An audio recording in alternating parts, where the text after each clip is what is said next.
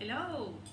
I just want to demonstrate my wild yeast. This is actually the starter for my beautiful bread that I'm baking.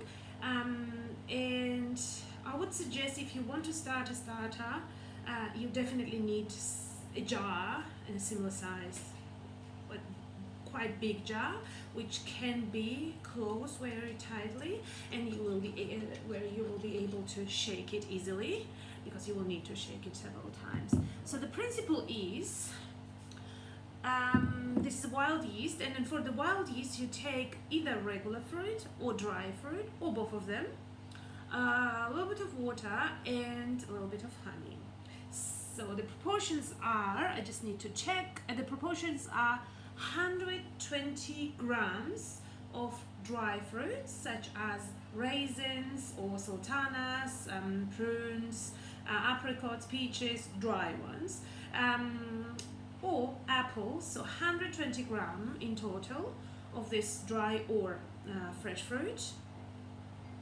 Then you take 600 milliliter of lukewarm water and up to 30 grams of raw honey. You put everything together into your jar, close it tightly and shake it so that your honey dilutes in this water. Then you will let sit this mixture overnight, and every day during 8 next days you will open it, let a little bit air come out, the fresh air come in, close it, shake it again, and you will see how it produces gases. So again, open it, let these gases come out, fresh air in, close and shake it. And please repeat that probably twice a day during 8 consecutive days.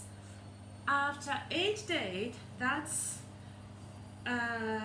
your wild yeast. The wild yeast will be ready to start your fresh bread. After 8 days, your mixture will look probably like that. Now I've used quince and apples and dry apricots. Now this yeast has been sitting here for way more than 20 days, but I'm constantly refreshing and renewing it. That's why you still see the old fruit, which is already diluted, but still producing beautiful yeast. So what happens now? You want to start your bread. You've got your 8 days old water, wild yeast. We call it, in German we call it Hefewasser, which means yeast water, literally.